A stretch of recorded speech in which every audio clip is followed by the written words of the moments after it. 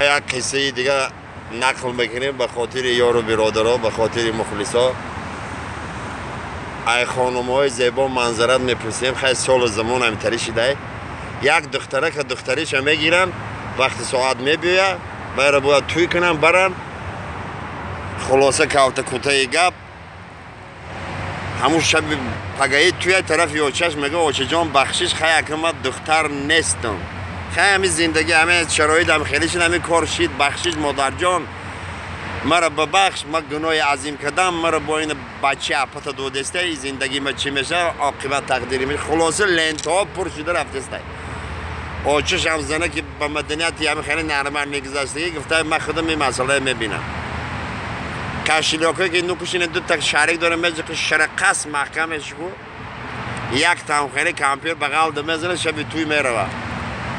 خیلی توی تماشای ایسوس هم کاشیلیاک دست دختر دمید یعنی خیلی نوکاکاش محکم گفته انا میری یعنی متممونی حالی شهای وقتی خدا زده همه مست علاس همه گوری خمیخن همه در آمد یا دو بار که تله کرد دست بمونه کرد که تله کرد دست بگی همین رو بجق شرقص میکنه جورا.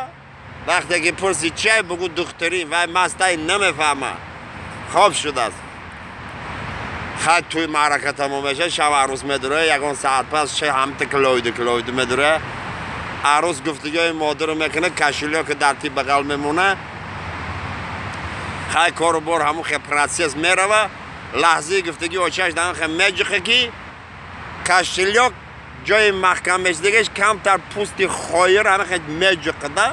شهی بیچاره همه خیلی ایجاد داد گفته میخیزه سویت گیرون میکنه همه خیلی داد میگه عروس همه خیلی میخیزه تاری جاگت میشینه میگه مرده که ناشکری همون یک چیک خونه که آینده زندگی ما نقشه و فرزندای سالم نصیب روزی ما کنه. گفته در یک چیک خونت بگو خایر پوچید.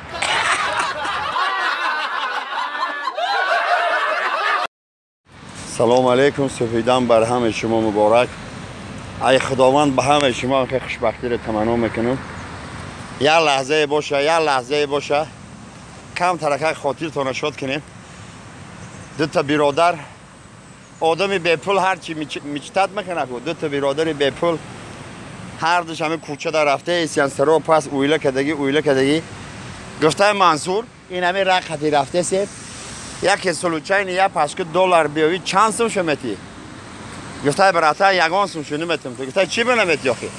گفته به نام خدا قسم یه موقع قرض دارم کی